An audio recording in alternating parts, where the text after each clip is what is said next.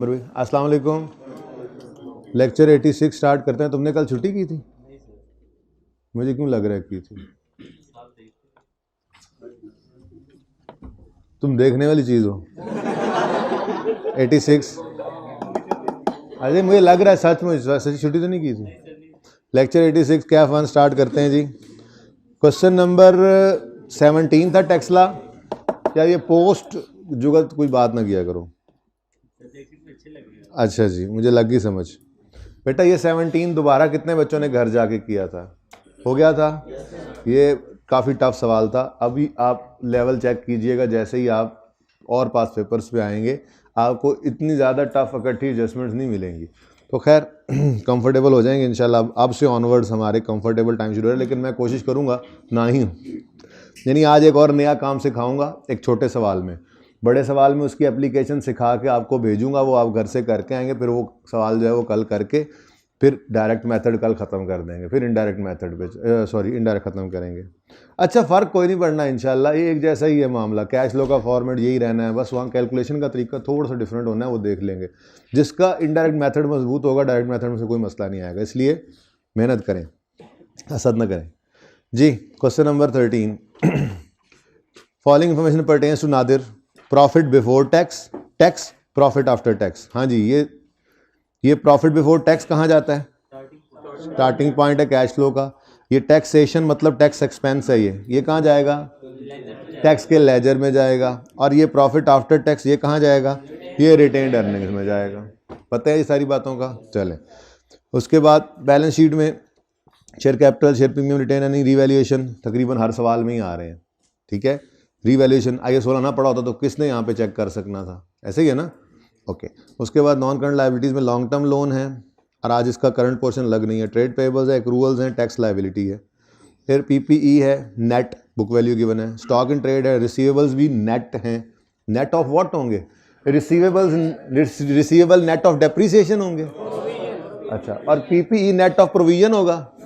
तो पता है ना, एसेट्स अगर नेट लिखे हैं तो वो नेट ऑफ अक्यूमुलेटेड डेप्रिसिएशन, और अगर डेटर के साथ नेट लिख रहा है तो वो net of provision for doubtful debt होता है। अदर रिसीवर्स और cash and bank. Share issue किए हैं ड्यूरिंग द ईयर, एक प्लांट बेचा है during the year, depreciation given है, फाइनेंशियल चार्जेस हैं, प्रोविजन प्रोविजन को इग्नोर करेंगे। ठीक है, चलो यार रहने दो जरा, लगे 5 एडजस्टमेंट्स हैं, एंड पे आ कहेंगे ओहो इसको तो इग्नोर करना था। चलें, आज कोई एक एडजस्टमेंट 4 है जो इंशाल्लाह जाके हिट करेगी आपके एक्रूवल्स एंड अदर पेएबल्स को। एडजस्टमेंट 4, उसके अलावा शेयर्स हैं, उसके अलावा प्लांट बिका है, उसके अलावा कुछ नहीं है यार इस सवाल में, तो कुछ भी नहीं है। इतना आसान सवाल। चलो जी शुरू करते हैं अपना काम, कार्रवाई शुरू करते हैं जी मामूल की। माना के ऊपर प्रॉफिट आ रहा था, वहां से शुरू कर सकते थे, लेकिन अपनी तरतीब है बैलेंस शीट से ही पहले शुरू करते हैं। ठीक है ना, चलो जी शुरू कर दो भाई। अच्छा, कल एक बच्चे ने आके मुझसे पूछा कि शेयर कैपिटल शेयर प्रीमियम का अकाउंट इकट्ठा बना सकते हैं? बिल्कुल बना सकते हैं, कैश फ्लो के टॉप वर्किंग है ना, वर्किंग है। कैश के कैपिटल के अकाउंट से भी, शेयर कैपिटल अकाउंट से भी कैश निकलता है, शेयर प्रीमियम में से भी कैश निकलता है। इकट्ठा बनाओगे तो वही कैश इकट्ठे आ जाएंगे, लेकिन मैं तो अलग ही रखूंगा। इकट्ठा बना सकते हैं जी बेटा।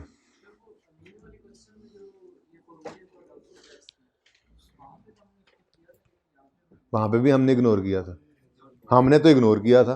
कर लेते हैं, हमने इग्नोर किया था। अगर सोल्यूशन बना हो तो वैसे बना लेने में हर्ज भी नहीं है, मैंने तो प्रूफ करने हैं कि दोनों तरीके होते हैं।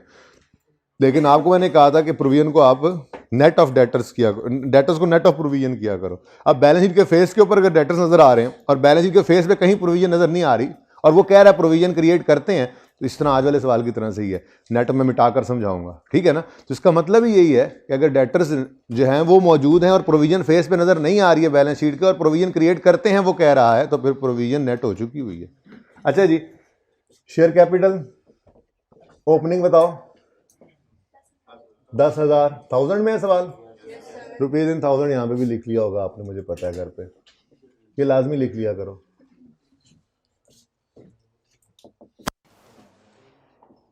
अच्छा जी, तो 10,000 ओपनिंग और 12,400 क्लोजिंग। शेयर प्रीमियम 0 ओपनिंग है और 1400 क्लोजिंग। अब देखो ना, ये 1400 है, अगर मैं इसको ऐड करके लिख देता दोनों को तो ये 1400 भी यहीं पर ही ऐड हो जाना था। तो मर्जी है आपकी, कर सकते हैं। नेक्स्ट है retained earnings. Retained earnings 12440, closing 13,450। Next revaluation surplus है जी, ओपनिंग कोई नहीं है, साल ही आया, 4000, क्लोजिंग। ये काम क्विकली होना चाहिए। ये इतना फॉर्मेट, ये क्लास शुरू करने से पहले ही बना लेता हूँ, बच्चे आ रहे होते हैं जब, क्लास शुरू नहीं करते हम, ठीक है। तो ये जितना फॉर्मेट ये बना हुआ है, ये फॉर्मेट, ये टारगेट होना चाहिए 1 से 1.5 मिनट में बन जाना चाहिए। उसके बाद सवाल पढ़ते जाओ, लेजर ओपन करते जाओ, बीच में कुछ ना कुछ, लेकिन सवाल पढ़ के शुरू करो ताकि पता हो कौन सी एडजस्टमेंट ऊपर किसी फिगर को हिट कर रही है। लेकिन खुदा ना खास्ता निकल जाती है कोई फिगर नज़र से और वहाँ लिख देते हो जैसे वर्किंग कैपिटल आइटम में, तो जब पता लगता है तो उसको काट के दोबारा कर लेंगे, कोई इतने बड़े तो मसला नहीं हो जाता जी। रियल सरप्लस के बाद क्या है, इधर आए जी, लॉन्ग टर्म लोन्स लेजर बनेगा। फिर इन तीनों को ही लेकर ना, 2 को लेकर जाना है वर्किंग कैपिटल में और तीसरे का लेजर है, लेकिन इसको थोड़ा सा बीमार है तो इलाज करके लेके जाना है, ठीक है जी। Long term loan 5000, 4100, closing. Next आगे आओ। ट्रेड अदर पेएबल्स, कोई एडजस्टमेंट हिट नहीं कर रही, सॉरी ट्रेड पेएबल्स यानी क्रेडिटर्स, अदर पेएबल्स अलग पड़े हैं। ट्रेड पेएबल्स ओपनिंग से क्लोजिंग की तरफ आ रहे हैं। मैंने कहा था यहाँ कोई जरूरत नहीं पहले एसेट्स लिखो, एसेट्स इकट्ठे करो, जैसे सवाल के अंदर डाटा आता जाए लिखते जाओ, एक एसेट एक लायबिलिटी, एक एसेट, कोई मसला नहीं, कोई पाबंदी नहीं है, ठीक है जी। तो ट्रेड पेएबल्स बढ़ रहे हैं, ओपनिंग से क्लोजिंग तक आते हुए बढ़ रहे हैं, तो लायबिलिटी है, बढ़े तो क्रेडिट। दूसरा इंपैक्ट कैश को 500 से, बस अब कैश लिखना कल से ही छोड़ा हुआ हमने। नेक्स्ट एक्रूवल्स एंड अदर पेएबल्स, होना तो इनके साथ भी वही है, ठीक है, लेकिन एक नीचे जो है ना इंटरेस्ट पेएबल गालिबन आएगा, तो वो इसमें कहीं छुपा पड़ा है, बताया नहीं है सवाल में से, लेकिन हमने वैसे ही तैयारी कर ली है, नाम भी बताया, तो ठीक है ना। तो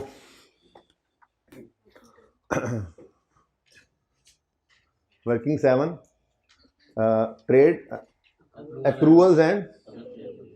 एक्रूवल्स एंड अदर पेएबल्स, क्लोजिंग और ओपनिंग जी। क्वेश्चन में जो गिवन है वो क्या है, ये देखें जी, 660 ओपनिंग, 680 क्लोजिंग। अच्छा, कैश फ्लो में कुछ रिलैक्स हुए, थोड़ा बेहतर हुए हो। टैक्सला वाला सवाल मैंने पहले ही बताया था, अगर संडे ना आता तो वो मैंने नहीं देना था, पहले ये नादिर करवाना, आहिस्ता आहिस्ता ना, स्लो पॉइजन, उसके बाद फिर वो होमवर्क में देना था, डिस्कस करके देना था, और फिर लेकिन संडे आ गया, मैंने कहा चलो थोड़ा सा एंजॉय कर लें बच्चे संडे को। तो एज पर क्वेश्चन 660 ओपनिंग है, 680 क्लोजिंग है, ठीक है जी। नेक्स्ट टैक्स लायबिलिटी, टैक्स का तो हम लेजर बनाते हैं, ये पता नहीं मैं क्यों छोड़ रहा हूँ, साथ ही ज़रा रख देंगे ना। तो टैक्स पेएबल, टैक्स एक्सपेंस में लिख देता हूँ, और एक्सपेंस में आपको पता है पेएबल प्रीपेड जो भी हो हम वहीं पे डाल देते हैं, इस पर कोई एतराज़ तो नहीं है किसी को। यार साकिब इतने मार्कर रखते हैं यार, 2-3 रख दिया करो जिसका पता होगा चलेंगे, नहीं तो चेक कर करके थक जाता हूँ जी। 150 मार्कर ज़्यादा हो गया वैसे, 10-12 तो हैं जी। 500 ओपनिंग, 650 क्लोजिंग। तो भाई आपने नहीं छोड़नी जगह, मैंने इंटरेस्ट पेएबल का लेजर, इंटरेस्ट का लेजर बनाया, मैंने कहा जरूर साथ करीब आ जाएगा, दोनों हैं तो नजर आएगा ये लेजर बन गया, इसलिए जगह छोड़ दी। आप ना छोड़ें, आप चलने दें। क्लोजिंग 650। चलो जी, अब फिर नया सफ़र शुरू करते हैं, इनको चेक करने का, लोग इधर रहो यार। Okay okay next. ये तो सारी साइड रहती है और लेजर तो अभी बनाया ही नहीं, चलो परली साइड है बोर्ड की। प्रॉपर्टी प्लांट एंड इक्विपमेंट, और कोई लेजर, कोई डिस्पोजल का ही बनना है मेरे ख्याल में, तो पीपीई का यहीं पे ही बना लेते, लेकिन चलो अब जगह नहीं है, ठीक है। तो नंबर 10, 1 नहीं 10, ये क्वेश्चन नंबर कौन सा है जी, पेज नंबर 627 जी। तो नंबर 10 है प्रॉपर्टी प्लांट एंड इक्विपमेंट का लेजर, पीपीई, लेकिन बुक वैल्यू पर है, हमने बनाना है वो जो हमने IAS 16 के अंदर बुक वैल्यू पे एसेट अकाउंट बनाना सीखा था। देखो बच्चों, बुक वैल्यू पे आइए 16 का सिर्फ सवाल है और बुक वैल्यू पे एसेट अकाउंट बनवाए, ये तो अब नहीं होता। लेकिन ये बुक वैल्यू का अकाउंट वहाँ पे ना सीखा होता तो ना आज इस टॉपिक में बना सकते, ना आगे एनपीओ जो आ रहा है उसमें बना सकते, वहाँ पे भी बनाना है हमने। तो बुक वैल्यू पे अगर अकाउंट बनाना आना चाहिए, ठीक है ना जी। 15,800 और क्लोजिंग 21,400। नहीं जाओ। स्टॉक इन ट्रेड कोई एडजस्टमेंट हिट नहीं कर रही, वर्किंग कैपिटल आइटम है, ओपनिंग से क्लोजिंग की तरफ कम हो रहा है। तो क्या लिखा है जी? Stock in trade. हम भी यहां पे लिखेंगे स्टॉक इन ट्रेड। ये जरा कोशिश किया करना है, आप बड़े हो गए, ठीक है। जो सवाल में लिखा हो ना लफ्ज वो यहां लिख, इन्वेंट्री लिखा हो तो इन्वेंट्री लिख लेते। कम हो रहा है, स्टॉक एसेट है डेबिट है? एसेट है लायबिलिटी है? एसेट कम हो तो दूसरा इंपैक्ट कैश को जी 150। नेक्स्ट आते हैं जी ट्रेड रिसीवेबल्स। उसने बोला नेट, मैं कहता हूं कि उसने ये नहीं लिखा हुआ था। लेट से भाई साहब आपके लिए सिर्फ स्पेशल लिखा हुआ है ट्रेड रिसीवेबल्स, ठीक है। अगर उसके बाद ये भी नहीं लिखा हुआ तो फिर तो टेंशन ही कोई नहीं ना, फिर तो क्या है, प्रोविजन है ही नहीं। अच्छा, अब दो सूरतें हो सकती हैं। पहली सूरत, यहीं पर फेस पे एडजस्टमेंट है ही नहीं, फेस पे उसने प्रोविजन भी डाल दी, आपको पता लग गया प्रोविजन है, चाहे एडजस्टमेंट लिखे चाहे ना लिखे। फेस पे नेट लिख दिया उसने, तब भी आपको टेंशन को नहीं, आपको पता लग गया कि प्रोविजन है लेकिन नेट हो चुकी है, चाहे एडजस्टमेंट में नहीं भी है, ठीक है। लेकिन मैक्सिमम ये हो सकता है कि ऊपर डेटर्स दे, सबसे मुश्किल केस डेटर्स दे, साथ कोई नेट शेट नहीं लिखा हुआ और नीचे कह रहा है जाके provision for doubtful receivables is maintained eight 5%। Maintained का मतलब क्या होता है? हाँ जी, ये लोग करते हैं 5% प्रोविजन क्रिएट करते हैं, मतलब ओपनिंग में भी किया होगा, क्लोजिंग में भी किया होगा, ठीक है। इसका मतलब प्रोविजन तो होती है।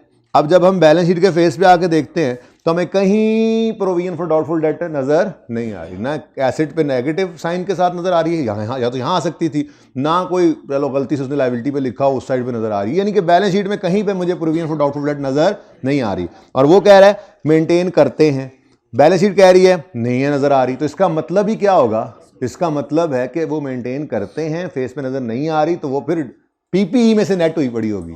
हाँ, debtor provision for doubtful debt गलती तभी अज्यूम करनी है जब सवाल बताए, ओके। तो फिर नॉर्मल केस क्या है कि ये रिसीवेबल्स क्या हैं? नेट ऑफ प्रोविजन है। वो तो अलग बात है कि इसने क्या कर दिया हुआ है, लिख दिया है। भाई इधर देख लेना यार, इसने क्या किया हुआ है, इसने यहां पर लिख के बता दिया है। अच्छा, अब एक और बात, पहली बात ये ऑप्शन है, जब मैं आपको वो लॉजिक वाला दिन, अब आज चौथा दिन है हमारा, 5वां 6ठे दिन मैंने कहा हुआ है ना कि मैं लॉजिक दूंगा, तो अभी हो सकता है आज भी वैसे टाइम बचे तो मैं लॉजिक दे दूं क्योंकि सवाल छोटा ही है। अच्छा, उसमें ऑप्शन है, दोनों ऑप्शन है कि आप चाहे तो प्रोविजन अलग और ग्रॉस डेटर्स अलग अलग लेके आए कैश, चाहे तो नेट करें, जवाब एक ही आता है। तो मैंने आपको इसकी आदत डाली हुई है, लेकिन जब अगले मेथड में जाएंगे ना तो वहां पे हमें डेटर्स और प्रोविजन अलग अलग चाहिए हुआ करेगा, तो फिर इस तरह की एडजस्टमेंट काम आ जाया करेगी, वो वहीं पर सीखेंगे। फिलहाल तो प्रोविजन फॉर डाउटफुल डेट को हम क्या कर देंगे, इग्नोर कर देंगे, क्योंकि debtors already net of provision है और हम तो नेट डेटर्स को ही लेकर जाते हैं, ठीक है जी। तो ये मैंने भाई आपके लिए थोड़ी सी डिस्कशन कर दी इस एडजस्टमेंट की। कुछ क्लियर हुआ है थोड़ा सा, ठीक है, क्या क्या हो सकता है। ले जी, ट्रेड रिसीवेबल्स हैं, ओपनिंग से क्लोजिंग तक आते हुए ये कम हो रहे हैं ना, बढ़ रहे हैं। अच्छा, ट्रेड रिसीवेबल्स नेट भी लिखा मैंने कि ये मैं नेट वाले यूज कर रहा हूं जी, बढ़ रहे हैं, श्योर बढ़ रहे हैं, बढ़े। एसेट है, एसेट बढ़े तो डेबिट, दूसरा इंपैक्ट कैश को कर दो क्रेडिट। 100 सोनार की 1 लोहार की, माइनस वाला कितना ज्यादा आ गया। नेक्स्ट, अदर रिसीवेबल्स कोई एडजस्टमेंट तो नहीं हिट कर रही थी, है बताओ ना, ऐसे ही मैं देखा ओवरलुक कर गया। कौन सी? अच्छा हाँ, ये छुप छुप आके कर रही होगी, नंबर 2, बदतमीज। नंबर 2। अब अस्पताल है, उधर बना लेते हैं अस्पताल, ठीक है। वैसे इधर जगह तो थी लेकिन चलो इधर ही बना लेते हैं जी। Number 11, other receivables, other receivables की ये वर्किंग है, अदर रिसीवेबल्स का ये हस्पताल है, क्लोजिंग और ओपनिंग एज पर क्वेश्चन। तो देखो एक बार चीज हुई फिर हर बार आ रही है। क्वालिटी एंटरप्राइजेज में हमने उस दिन बड़ी मुश्किल से सवाल पूरा किया था क्योंकि सारा टाइम इस पे ही लगा दिया। उसके बाद आप देख रहे हो तकरीबन हर सवाल में ये रिसेंट क्वेश्चंस की बात करूं आ रही है। अब असल में ना एक ना खत्म होने वाला सिलसिला है हर सवाल में एक आधी खूबसूरत एडजस्टमेंट का होना। आप 100 सवाल करके जाएंगे ना तो पर्चे में 101वां आना है जिसके अंदर, हाँ जी ऐसे ही है, जिसके अंदर आपको अगर 6 एडजस्टमेंट दी हुई हैं तो 4 तो लाजमी वो होंगी जो आपने देखी होंगी, 5वीं भी हो सकता है हो, छठी एक आधी जरूर ऐसी होगी जो पहली बार होगी। उसका हम कुछ नहीं कर सकते, उसका हम कुछ नहीं कर सकते। वो लग गई तो रोजी पर्चे में, ना लगी तो रोजा, ठीक है। लेकिन हम जिस चीज का कर सकते हैं वो ये है कि जो 70-80% पर्चा हमें आता होता है उसमें गुंजाइश ना हो, ये बात ज़हन में रखिएगा, ठीक है। तो इसलिए हर नए सवाल में कॉन्फिडेंस डाउन नहीं करना उस एक एडजस्टमेंट से जो आपने करनी है या 2 एडजस्टमेंट मुश्किल आ जाती है, बल्कि कॉन्फिडेंस अप करना है उन सारी एडजस्टमेंट से जो आपने की हैं उसके अंदर। कि आपको 15 नंबर के सवाल में से 13-14 नंबर, चलो ज्यादा हो गए, 10-11 नंबर भी आ रहे हैं तो बहुत है, 11-12 11-12 15 में से बहुत परसेंटेज, 70-80% मार्क्स आप ले रहे हो, और क्या चाहिए, ठीक है जी। क्लोजिंग ओपनिंग बताओ 800, क्लोजिंग 2385, ठीक है जी। ये बड़ी खूबसूरत एडजस्टमेंट है। उसके बाद यहां पर मैं एक वो लेजर बनाऊंगा जिसकी कोई ज़रूरत नहीं होती, वही रिसीवेबल वाला, और फिर उसको मैं आपके सामने शो भी करूंगा टेस्कले वाले सवाल में जो मैंने किया था, ठीक है ना जी। तो उसके बाद कैश एंड बैंक है, 2355320 लिखवाओ ज़रा, बस कैश एंड बैंक ही है जी इधर तो आज। Cash and bank, cash and bank है, कैश एंड बैंक है, जो भी है बस। क्लोजिंग 2355, ये लिखवाने वाला ना देखा करें मेरा मार्कर कहाँ रुका हुआ है, फिर वही लिखवाया करें प्लीज जी। और 32, चलो बस यही है और कुछ नहीं टोटल, ठीक है। ले जी, उसके बाद इनकम स्टेटमेंट है, एक्सट्रैक्ट्स इसके, इसको भी पहुंचा दो, सवाल में कोई गलती नहीं है। रेक्टिफिकेशन मैं पहले, क्योंकि डायरेक्ट मेथड से रेक्टिफिकेशन आई हुई है ना, तो पहले मैं साथ ही करता था, इसलिए मैं ये सोच रहा हूँ कि वो लियाकत इंडस्ट्री वाला सवाल अभी नहीं करेंगे, वरना तो मैं क्या कह रहा हूँ, कल का दिन खत्म कर देंगे, इस मेथड को दूसरे पे जाएंगे, रेक्टिफिकेशन के अलावा की बात कर रहा हूँ, फिर इनडायरेक्ट शुरू करेंगे, फिर उसको पूरा करेंगे, फिर अच्छे तरीके से ये टॉपिक तैयार हो जाएगा, फिर रेक्टिफिकेशन भी एक दिन के अंदर उसकी कर लेंगे, ठीक है ना। तो कोई गलती नहीं है, तो प्रॉफिट जो है वह वही सही है, टैक्स भी सही है, पैट भी सही है, ठीक है। तो पीबीटी 8955 ये यहाँ आएगा, कहाँ आएगा, अच्छा यहाँ पे जी 89 ट्रांसपोजिशन एरर कहते हैं इसको जी, मैंने कहा बता दूं, 8955, ऐसे पर्चे में नहीं करना, नंबर कट जाते हैं, 8955।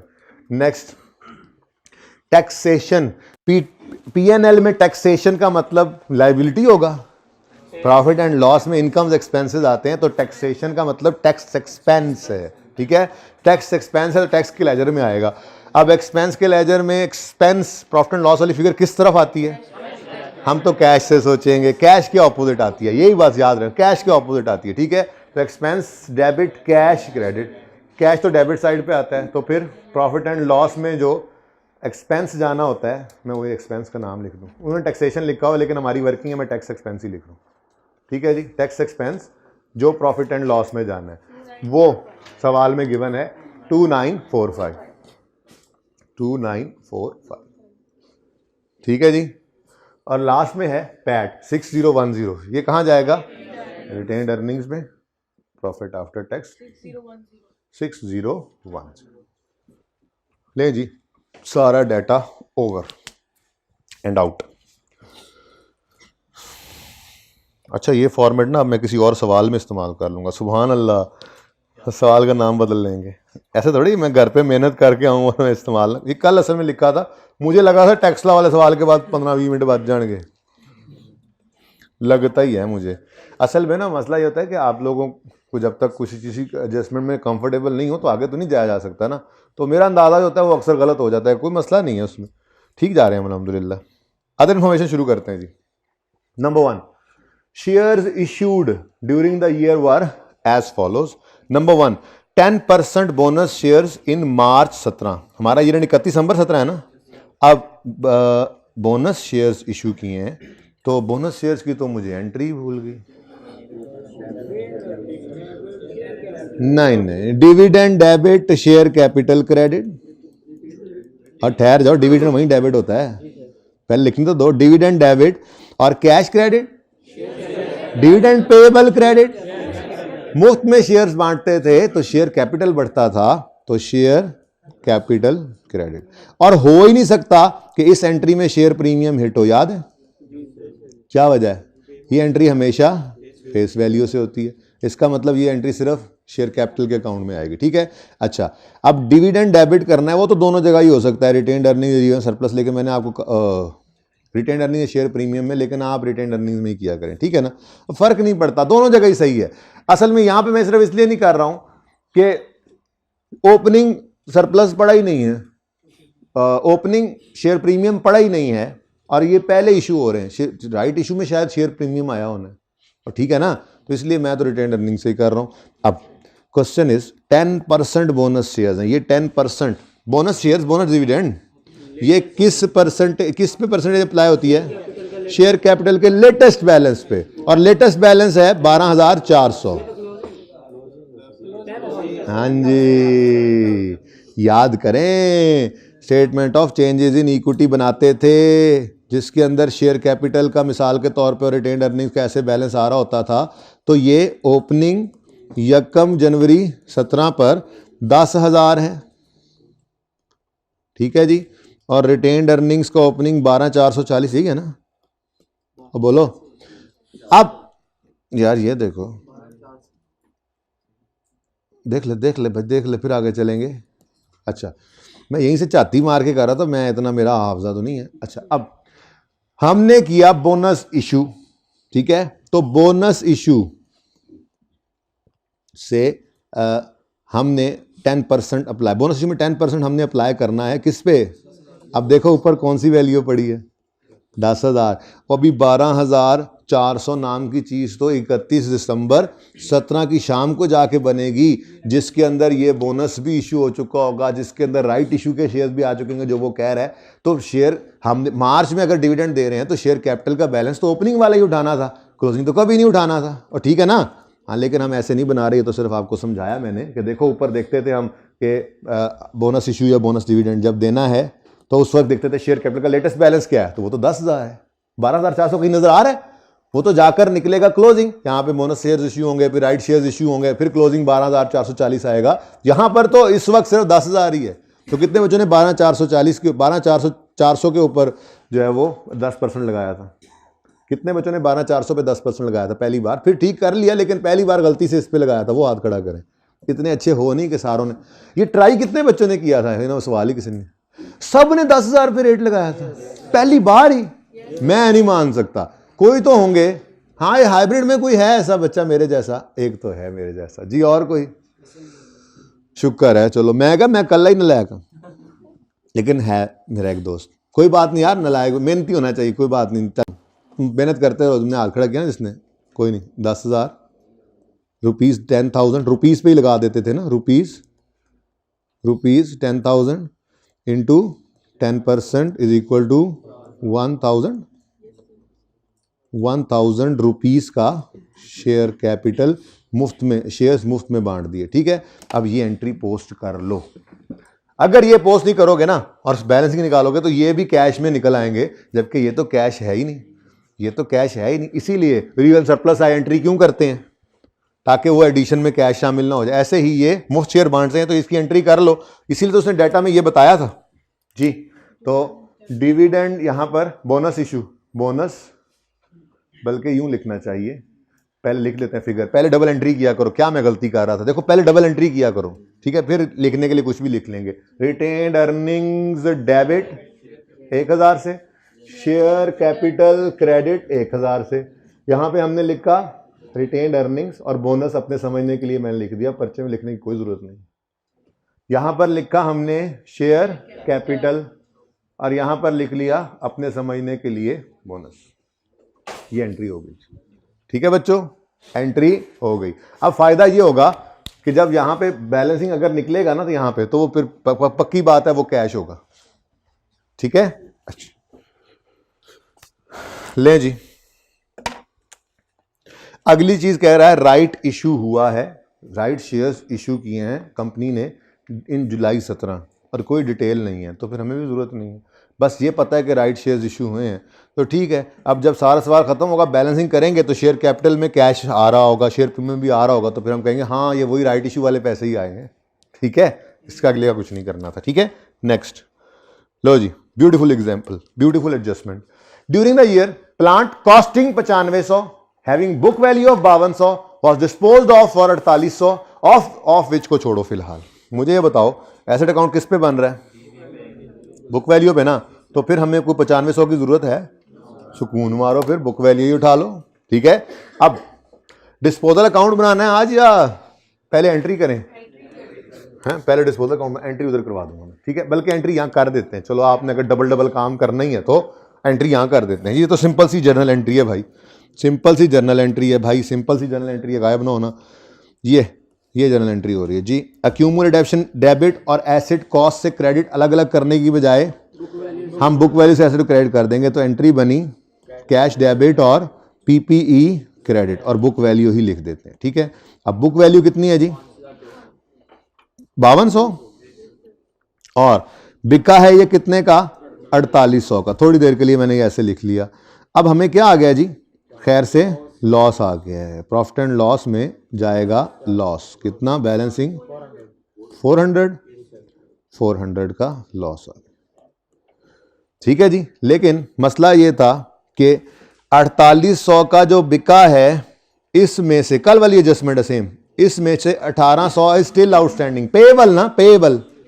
अल्लाह के बंदो, चीज बेच रहे हो, आउटस्टैंडिंग का मतलब है इनकम आउटस्टैंडिंग है ना, रिसीवेबल है ये।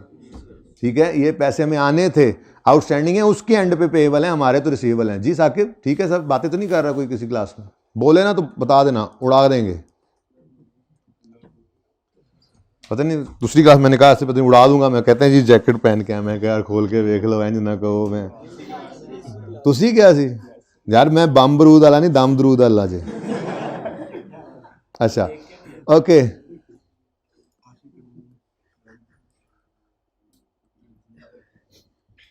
अच्छा जी, अब ये 4800 कैश रिसीव नहीं हुआ, बल्कि वो कह रहा है 4800 में से कितना जी? 1800 तो रिसीवेबल है, तो फिर 4800 में से 1800 अगर रिसीवेबल है तो बाकी फिर 3000 हुआ रिसीव्ड, और सही है। लेकिन ये काम की बजाय मैंने कहा था कल कि आपको चूंकि आदत है लेजर बनाने की, और कहा भी यही हुआ था, तो लेजर ही बनाया करो, और लेजर भी बिल्कुल इसी तरह से सुकून से बन जाएगा। ठीक है, तो आप जर्नल एंट्री की बजाय लेजर ही बनवाएं मेरे साथ। लेकिन आप लेजर के लिए जर्नल एंट्री ना देखना, ये देख ली ना एंट्री, देख ली ना एंट्री, बस अपने काम से काम रखें आप, यानी लेजर बनाएं जी, क्योंकि यहाँ पे डबल एंट्री होती जाएगी साथ साथ। भाई साहब एसेट की बुक वैल्यू ही निकाल के फेंक रहे हैं, सवाल ने दे दी है तो क्यों अलग अलग हम मुसीबत में पड़े? ठीक है, तो एसेट अकाउंट उधर ही पड़ा है, क्रेडिट होगा जाने वाले एसेट की बुक वैल्यू से, और ये क्रेडिट होगा तो डेबिट क्या हो जाएगा? Disposal account.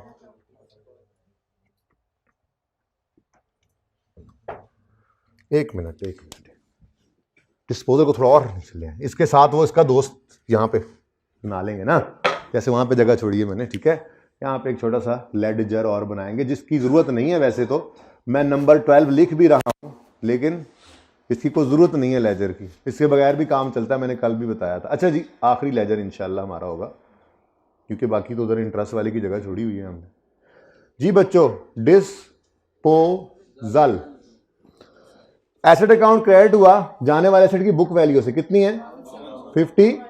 200 asset account credit, disposal account debit. ये पीपीई से आ गई है जाने वाले एसेट की बीवी। ठीक है जी। नेक्स्ट, ये बिका कितने का?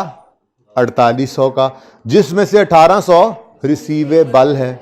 अब अगर 4000 में से 4800 में से 1800 रिसीवेबल है, तो फिर रिसीव कितना हुआ?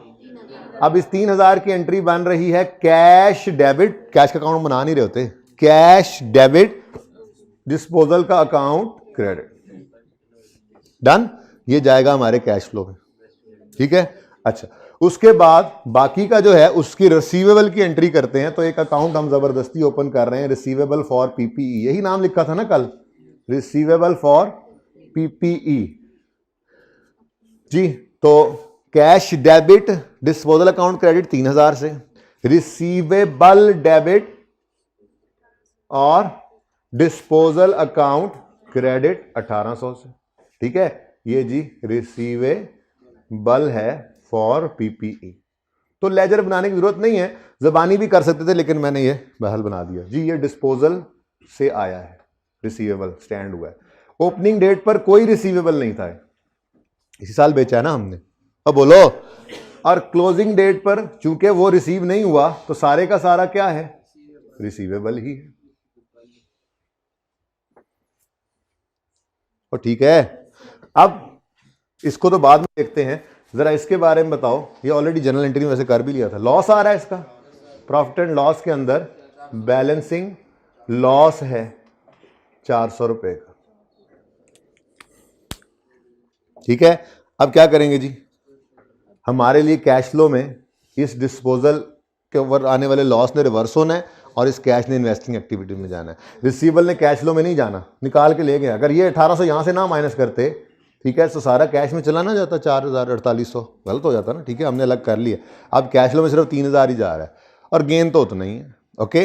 अच्छा, अब जी सबसे पहले इस प्रॉफिट की फिगर तक आते आते ये लॉस लेस हो चुका है, तो ऐड कर लेंगे जी। ऐड किया हमने loss on disposal of PPE, of PPE खुद लिख लेना। वर्किंग नंबर 13 में हमने ये बैलेंसिंग फिगर निकाली है 400, और फिर 3000 को यहां ले आएंगे, cash received on disposal of PPE.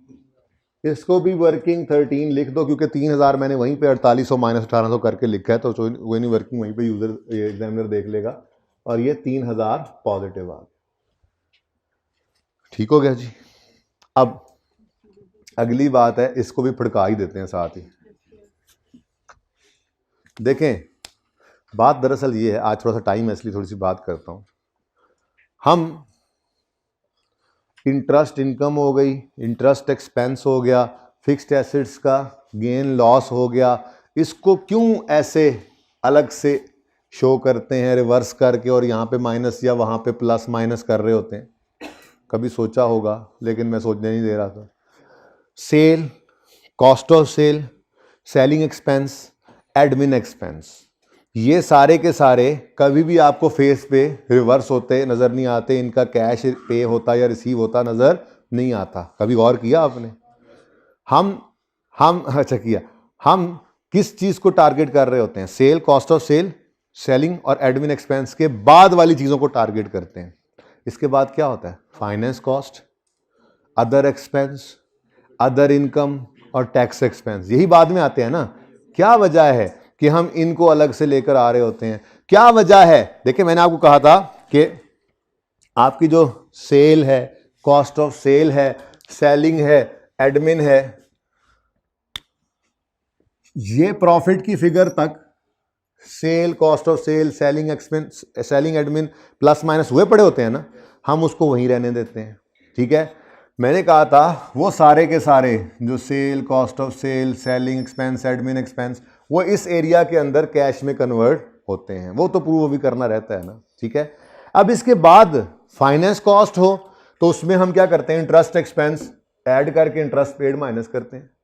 Investment income आए अदर इनकम की, ठीक है, other income, investment income, interest income हो सकती है, तो हम यहां पर वो अदर इनकम को लेस करके और उसका कैश ले रहे होते हैं, इन्वेस्टमेंट इनकम हो या इंटरेस्ट इनकम हो, ठीक है। ऐसे ही फिक्स्ड एसेट बिकने पर गेन आया है या लॉस आया है तो उसको हम यहां पर रिवर्स करते हैं, उसका कैश लेते हैं, तो ठीक है।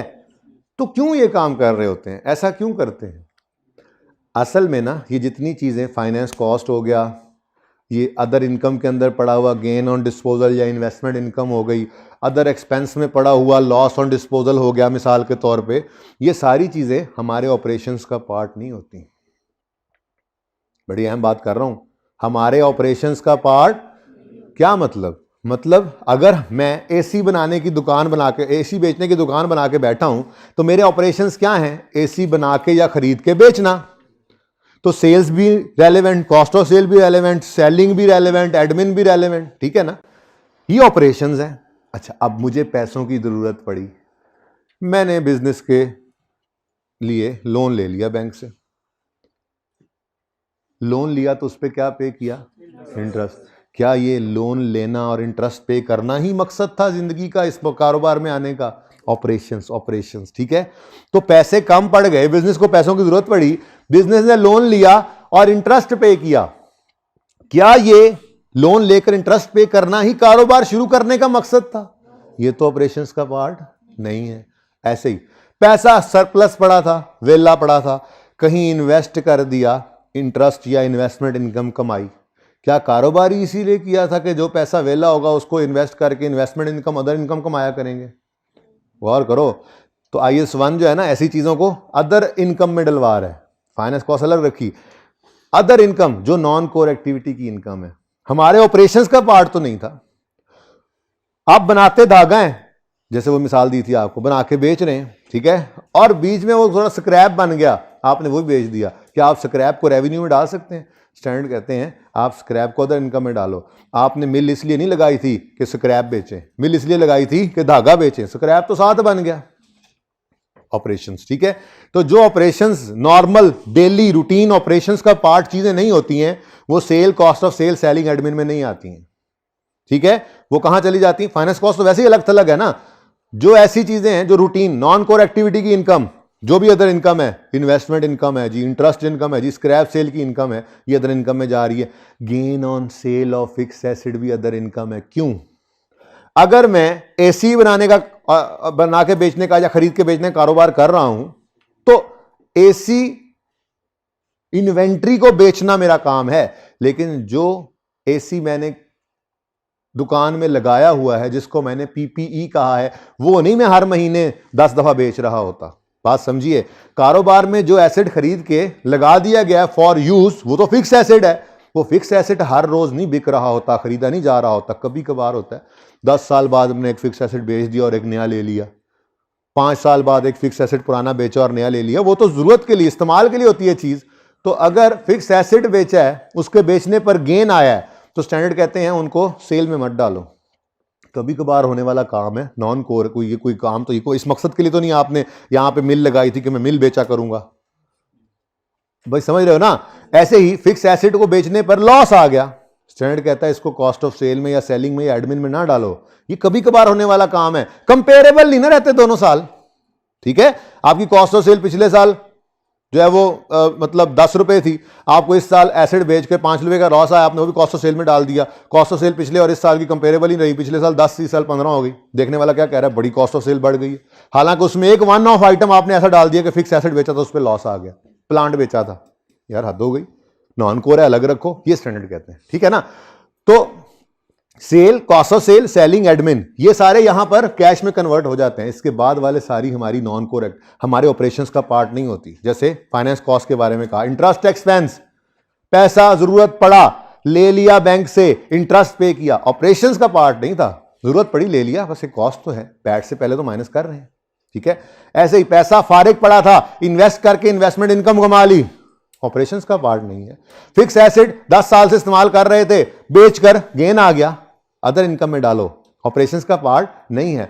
एसेट बेचा, नुकसान आ गया, loss on disposal, other expenses में डालो, ऑपरेशंस का पार्ट नहीं है। इसीलिए आपको ये 2-3 चीजें अलग अलग नजर आती थी। इंटरेस्ट एक्सपेंस हो चाहे इनकम हो, फिर डिस्पोजल पर गेन हो चाहे लॉस हो, ठीक है। ये आपको बाहर बाहर नजर आते थे, बाहर बाहर, इधर वर्किंग कैपिटल में आप इनको जाने नहीं देते। ऐसे ही टैक्स भी होता है, टैक्स तो ऑपरेशंस का पार्ट नहीं होता, वो तो ऑपरेशंस करते हैं, जो प्रॉफिट आता है उस पर टैक्स पे करते हैं, ठीक है ना।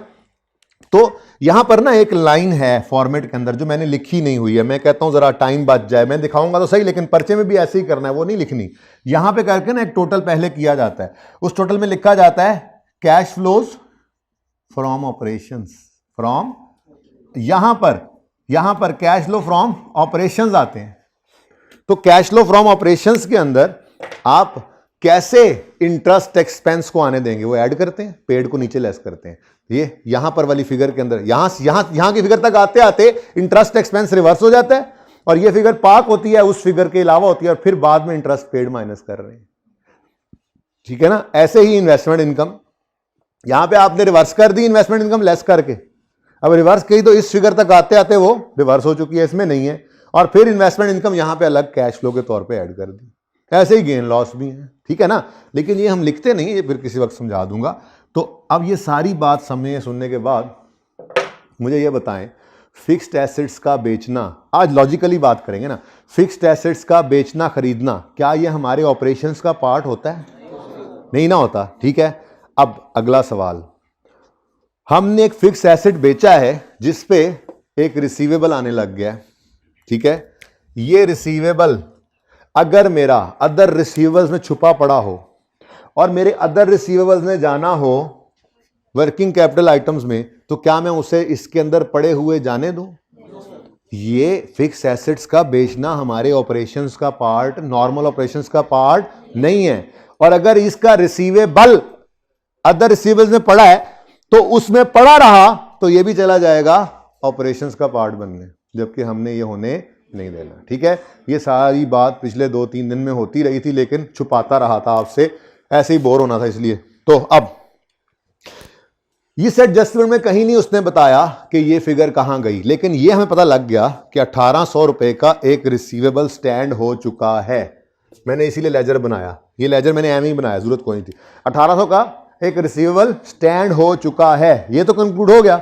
अब सवाल ने ये कहीं नहीं बताया कि कहां पड़ा है। अब दो ऑप्शंस हैं, पहला सवाल के पास ऑप्शन ये है कि फेस के ऊपर यहां पर एसेट साइड पे कहीं पे लिख दे करंट एसेट्स में रिसीवेबल फॉर पीपीई 1800, 0 और 1800, तब भी हम मान जाए, ठीक है, कि अलग पड़ा है। लेकिन अगर ये रिसीवेबल है जैसा कि नजर आ गया है और फेस पे नजर नहीं आ रहा है, तो फिर ऑब्वियस बात क्या है, कैश एट बैंक में होगा या पीपीई में होगा? नहीं भाई नहीं, फिर अदर रिसीवेबल्स में होगा, क्योंकि अदर रिसीवेबल्स एक ऐसा आइटम है, देखो पीपीई में क्यों नहीं हो सकता, पीपीई में तो नॉन करंट एसेट्स होते हैं, ठीक है। स्टॉक इन ट्रेड में इन्वेंट्री होती है, ट्रेड डेटर्स में डेटर्स, सेल वाले डेटर्स, ट्रेडिंग एक्टिविटी डेटर्स होते हैं, और कैश एट बैंक में कैश पड़ा होता है। एक चीज ऐसी है अदर रिसीवेबल्स के नाम से जिसके अंदर मल्टीपल चीजें होती हैं आगे जाकर। इस अदर रिसीवेबल के अंदर एक ये नहीं कई रिसीवेबल होंगे, ट्रेड डेटर में तो सिर्फ डेटर्स पड़े होंगे, कैश एंड बैंक में सिर्फ कैश एंड बैंक होगा, पीपी में सिर्फ नॉन करंट एसेट्स होंगे, स्टॉक में सिर्फ स्टॉक होगा। लेकिन अदर रिसीवेबल्स एक ऐसा आइटम है जिसमें मल्टीपल रिसीवेबल्स पड़े होंगे, बिल्कुल ऐसे ही जैसे यहां पे तो कैपिटल, शेयर कैपिटल में कैपिटल ही होगा, शेयर प्रीमियम में शेयर प्रीमियम ही होगा, ऐसे ही चलते आओ। लॉन्ग टर्म में लॉन्ग टर्म लोन ही होगा, ट्रेड पेबल में सिर्फ क्रेडिटर्स होंगे, टैक्स लायबिलिटी में सिर्फ टैक्स लायबिलिटी है। लेकिन एक्रूवल्स एंड अदर पेबल्स, ये एक ऐसी चीज है जहां पे बहुत सारी चीजें इकट्ठी हुई पड़ी होती हैं, क्योंकि फेस के ऊपर बहुत सारे आइटम्स नहीं डालते। यहां पे इलेक्ट्रिसिटी पेबल भी पड़ा है, यहां पे रेंट पेबल भी पड़ा है, यहां पे कोई और पेबल है वो यहां पे पड़ा हुआ है, इकट्ठा करके वो नोट में जाकर डिटेल बताई होती है। तो अगर कोई लायबिलिटी है, करंट लायबिलिटी कोई है, सवाल में जैसे इंटरेस्ट पेबल निकल आता है और वो नहीं बता रहा कि कहां पड़ी हुई है, तो फिर ऐसे किसी आइटम के अंदर पड़ी होगी जिसमें बहुत सारी चीजें हो सकती हैं, नजर आ रहा है। ऐसे ही कोई रिसीवेबल है तो सही ना, रिसीवेबल है कि नहीं है, लेजर बना के देखा है, रिसीवेबल है 1800 का, फेस पे नजर नहीं आ रहा है, तो फिर कहां पड़ा होगा? इस अदर रिसीवेबल में छुपा पड़ा होगा। इसलिए हमने इसको यहां से निकालना, और निकालना क्यों है? क्योंकि अदर रिसीवेबल्स को हमने लेकर जाना है वर्किंग कैपिटल आइटम्स में। अगर ये इसमें पड़ा रहा तो वहां पे तो ऑपरेशंस वाली चीजें जाती हैं जो हमारे नॉर्मल ऑपरेशंस का पार्ट है। जब फिक्स एसेट बेचना हमारे रूटीन का मैटर नहीं है, तो कभी कभार हुआ करता है, तो इसको निकालो, इसका लेजर बनाओ। देखो लेजर पहले बन के अब निकाल भी लेते हैं, ठीक है ना। ये बिल्कुल वैसा ही है जैसे मैंने कहा था, इंटरेस्ट को यहां से निकालो, वर्किंग कैपिटल में ना जाए, हमारे ऑपरेशंस का पार्ट नहीं है, इसलिए नहीं जाने देते, उसका अलग लेजर बनाते हैं, बाकी के रूल प्रीपेमेंट्स को लेके जाते हैं। ओके चलो, तो एज पर क्वेश्चन में से लेस कर दो रिसीवेबल फॉर पीपीई। चलो अब वर्किंग बनी गई है तो वर्किंग 12 जी, ओपनिंग 0, क्लोजिंग 1800, और ये आ गया 800। 800 तो सही आया ना, मैंने सही लिखा है ना, देखो कितना मुश्किल आंसर था, मैंने लिख लिया 800। और यहाँ पर 585। लो भाई, पहले जो चीज़ बढ़ती हुई नज़र आ रही थी अब कम होती नज़र आ रही है, लेकिन अब ये इलाज मुआवजे के बाद ठीक ठाक हो गया। ठीक है, अब इसको यहाँ पे ले आए। अब रिसीवेबल्स पाक हैं किससे? कोई नॉन कोर एक्टिविटी जो ऑपरेशंस का पार्ट नहीं उससे। ठीक है ना, अब ये सिर्फ ऑपरेशंस वाली चीज़ें रह गई होंगी इस रिसीवेबल्स के अंदर। ये शायद इसमें कोई प्रीपेड रेंट पड़ा हो, कोई इंश्योरेंस प्रीपेड पड़ी हो, कोई और रिसीवेबल छोटा मोटा पड़ा हो। ठीक है ना, अब इसे यहाँ पे ले आओ, receive other receivables other receivables, लेकिन वर्किंग नंबर 11 का रेफरेंस दो। और अब बताओ कम हो रहे हैं, कम हो रहे हैं तो एसिड कम हो तो क्रेडिट, दूसरा इम्पैक्ट कैश डेबिट 215। डन जी। आज लॉजिकली बात समझाइए, कुछ कुछ समझ आई है, नहीं आई तो पुरानी बात से सवाल तो हो ही रहते, वही याद रखो, फिर दफा करो इस बात को। नेक्स्ट, क्या नहीं समझ आई? किसको समझ नहीं आई? किसको समझ नहीं आई? जो बहुत अच्छा है, तुम समझना भी नहीं है, जरूरत ही कोई नहीं है। हमारे सवाल वैसे ही हो रहे हैं, ये ऐसी पागलों के लिए मैंने समझाई थी, हम जैसों के लिए नहीं है। मैं जब पढ़ता था तो मैंने ये नहीं समझी थी, मैं कहता बस ठीक है यार, ये दो चार चीज़ें ऐड लेस, बस ठीक है, पास हो गया था। फिर जब पढ़ाने की बारी आई तो समझना पड़ा। तो जब तुम्हारे पढ़ाने की बारी आई समझ जाओगे खुद ही, अच्छा लाके समझ जाएगी पढ़ाते हुए। Depreciation for the year amounted to 7350। लो जी, सवाल तो खत्म हो गया मेरे ख्याल से। डेप्रीसिएशन फॉर द ईयर, साथ ही इधर भी लिख दो, ये नंबर भूल ना जाए। लेस हो चुकी है, ऐड कर दो, आपस की बात है। यहाँ वर्क नॉन कैश आइटम्स में ना एक्सपेंसेस को ऐड कर रहे होते हैं, इनकम्स को लेस कर रहे होते हैं, यानी कि प्रॉफिट में सारी जिंदगी इनकम ऐड करते आए, एक्सपेंस लेस करते आए, यहाँ पे आके उलट है। ठीक है जी, depreciation expense 7350। Next adjustment, financial charges for the year amounted to 1100। For the year क्या है फिर? ये इंटरेस्ट एक्सपेंस है, फॉर द ईयर एक्सपेंस होता है। ठीक है ना, तो यहां पर हम इंटरेस्ट एक्सपेंस का लेजर बनाते हैं। एक्सपेंस मैंने जबरदस्ती लिखा आपके लिए। अब कैश की फिगर डेबिट साइड पे आती है ना, interest expense, expense debit cash credit, और प्रॉफिट एंड लॉस वाला इंटरेस्ट एक्सपेंस इधर आएगा। ये सवाल ने बताया 1100 है। ठीक है, यहां तक को मसला नहीं। आगे कहता है accrued financial charges as on 31 December 17 बार 112 और पिछले साल के थे 48। तो ओपनिंग एक्रूड यानी पेएबल 48 है और क्लोजिंग 112। अब इसको देख रहे हैं, एक लायबिलिटी है, और इधर आके देख रहे हैं तो वही वाली कहानी फेस पे नजर नहीं आ रही। तो फिर ऑब्वियस सी बात है, जहां बहुत सारे क्लब हुए पड़े होंगे ना, यहां पर ही ये भी क्लब हुई पड़ी होगी, इसलिए तो हमने इसको ब्रैकेट में लिखा था। तो इसको भी माइनस करो, क्योंकि हमने ये कहा था कि इसका लेजर बनाओ, वर्किंग कैपिटल में मत जाने दो। आज वजह भी बता दी, क्योंकि ये ऑपरेशंस का पार्ट नहीं है। ठीक है, तो less interest payable, working number 8। Working 8 तो नहीं है, तो सवाल में गिवन था। ठीक है, हमने कौन सा निकाला ये, चलो वो तो वर्किंग हमने खुद बनाई थी ना। वैसे वर्किंग का रेफरेंस वहां भी ना दे चल जाएगा काम जी। 48 माइनस करो और 112 भी माइनस करो जी। बोलो 612 जी। अब एक लायबिलिटी है जो कम हो रही है, नाम है उसका accruals and other payables, working number 7 जी। एक्रूवल्स कम हो रहे हैं, लायबिलिटी कम हो रही है। लायबिलिटी कम हो तो डेबिट, दूसरा इंपैक्ट कैश में। अच्छा, आप जब ये डेबिट क्रेडिट भी लिखना छोड़ेंगे ना, तो अच्छा डेबिट क्रेडिट भी जब लिखना छोड़ेंगे ना बेटा, तो उस वक्त आपने अब ये करना है, पर्चे के लिए बता रहा हूँ, वर्किंग एग्जामिनर को शो करनी होती है ना, तो ये जो ओपनिंग क्लोजिंग आप डिफरेंस लेते हो ना, वो ओपनिंग क्लोजिंग यहाँ पे लिख दिया करना है। जैसे आपने वर्किंग में ये निकाला ना, तो आप यूँ लिख दोगे 612 माइनस 568, इन्वेंट्री का इतने माइनस इतने, डेटर्स का वो लिख के बताना है, लेकिन अभी डेबिट लिखते रहो। ठीक है, लो भाई नेक्स्ट एडजस्टमेंट है कोई? एडजस्टमेंट तो है ही नहीं कोई, मेरे पास तो कोई नहीं है। चलो जी, कुछ है? कुछ भी नहीं है। जल्दी से फिर बैलेंसिंग करवाओ, यहीं से ही शुरू करवा दो फिर। यहाँ पे अब पहला ये इधर से बन के ना यूँ चलते हैं, या चलो 1 बाय 1 करना है तो 1 बाय 1 कर लो जी। कैश का तो यही टोटल है, यही टोटल है जी। 2-3 चीज़ें हो तो टोटल करते हैं, अब ये एक ही है, ठीक है। Okay next. हाँ होने लगा राइट इशू, जरा इसको बैलेंस करो, राइट इशू होता है अभी 1400 रुपये इधर, ये लो राइट इशू हो गया। राइट इशू से शेयर कैपिटल में 1400 रुपये आए हैं, और राइट इशू से शेयर प्रीमियम में भी 1400 आए हैं। यानी प्रॉबेबली हमने, वैसे फेस वैल्यू कितनी सवाल के अंदर गिवन है? फेस वैल्यू नहीं गिवन, खुद से ही 100, चलो मिसाल के तौर पे 100 ही है, तो यूँ समझो 100 रुपये का शेयर हमने 200 का बेचा होगा, तभी तो शेयर कैपिटल और शेयर प्रीमियम में, ये मतलब इसकी एंट्री क्या होगी? कैश डेबिट 2800 से, शेयर कैपिटल 1400 से, शेयर, तो मतलब 100 वाला शेयर 200 का बेचेंगे तो ये 100% प्रीमियम आएगा ना, तो भाई राइट इशू हो गया, ठीक है ना। उन्होंने कहा था है, हमें पता लग गया है, ठीक है जी। तो फाइनेंसिंग एक्टिविटी में आकर राइट इशू लिख दो, शेयर्स इशूड लिख दो, न्यू कैपिटल लिख दो, कुछ भी लिख दो, 1400 जमा 1400 जरूर करना। वर्किंग नंबर, हाँ वर्किंग नंबर 2 और 3 का रेफरेंस भी दे देना, और ये 2800 पॉजिटिव है, ठीक है जी। नेक्स्ट रिटेन्ड अर्निंग्स बैलेंस करके देखो, डेबिट साइड पे ये क्या होगा फिर? ये फिर डिविडेंड होगा। अब बड़े हो गए भाई, जब ड्राइंग ना कहे तो हम तो डिविडेंड ही कहेंगे, ठीक है जी। अच्छा अब आज एक और बात भी बतानी है, अभी याद करवाना, डिविडेंड पेएबल का लेजर नहीं था, तो जो डिविडेंड यहाँ पे आया हमने सारा पेड ही समझना है, लेकिन ये भी एक प्रोसेस से गुजर सकता है, वो भी बताऊंगा, ठीक है। फिलहाल तो ये बैलेंस आ गया, ये डिविडेंड पेड है, क्योंकि पूरे सवाल में कहीं डिविडेंड पेएबल का जिक्र नहीं आया कि मैं सोचूं कि अच्छा कुछ पेएबल भी हो सकता है। अगर कोई डिविडेंड पेएबल होता तो नजर आता फेस पे।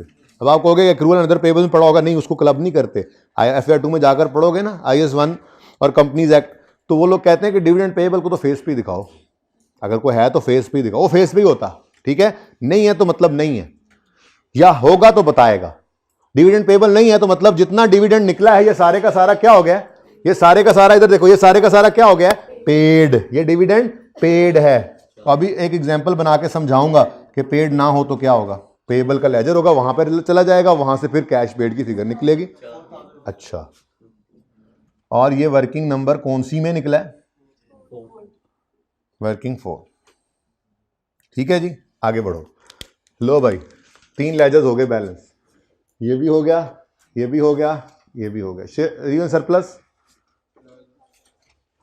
शुक्र है मैं पहले पीपीई की तरफ नहीं गया था, ये तो मुझे लग रहा है रीवैल्यूएशन सरप्लस आया है, इस तरह तो यही बैलेंस आता है ना, और क्या आ सकता है रियल सरप्लस में? क्रेडिट साइड पे और तो कुछ नहीं आता है, ठीक है, और रोज ड्यूरिंग द ईयर ही होगा, इसका मतलब इसकी एंट्री तो ये बनती है, पीपीई डेबिट कितने से? 4000 से।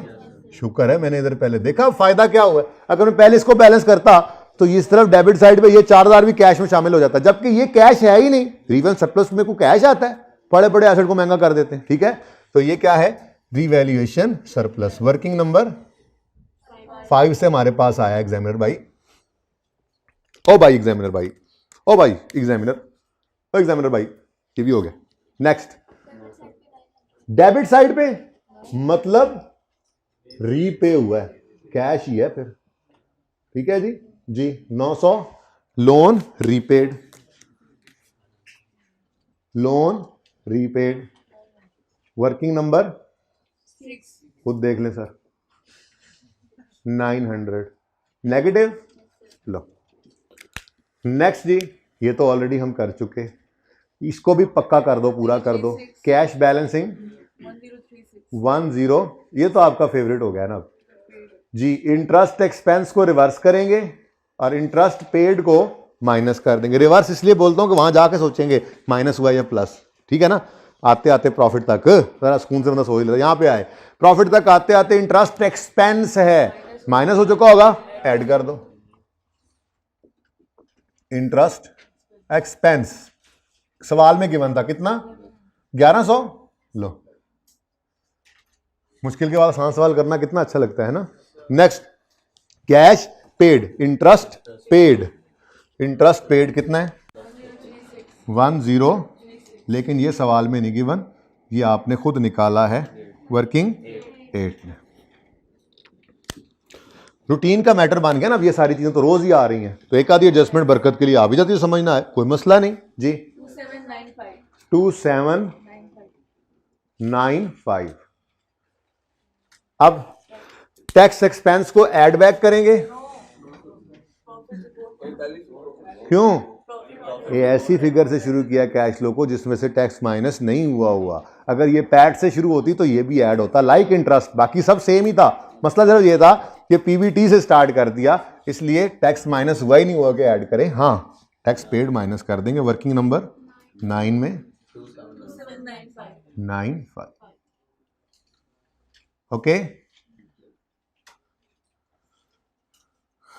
लो उसके बाद उधर वाला इलाका खाली हो गया। ये बताओ कितना कैश है, इधर ही आना। हाँ, 14150। ये एडिशन इन पीपीई है, addition in property plant and equipment working number 10 1415। Positive negative? भाई एसेट खरीदे हैं तो पैसे गए हैं, ठीक है। उसके बाद हो गया ये भी हो गया। इसको बस इधर ही लेकर आए थे और इसमें से कैश कुछ तो निकला नहीं है। देखो इसमें कोई बैलेंसिंग फिगर नहीं है कि बेसिकली ये बैलेंसिंग निकाल लिया हमने क्लोजिंग। यही तो मसला था कि ये क्लोजिंग बैलेंसिंग है, ये रिसीवेबल्स में पड़ा हुआ है, हमने निकाल दिया इन रिसीवेबल में से, ठीक है। और ये भी ख़त्म हो गया, सवाल तो ख़त्म हो गया जी, जल्दी करें। 8401 पॉजिटिव, चल। उसके बाद 1150 नेगेटिव। ठहर जाओ यार, जरा क्लोज हो गया, क्लोज। 1150 नेगेटिव, 1900 पॉजिटिव, ए प्लस बी प्लस सी 849 नेगेटिव, 3204 हमने यहां पर लिखा और बस घर आ जाना है जी। 23 पॉजिटिव। हाँ, पर्चे में ये मैच नहीं करेगा, माफ कर देना उसको।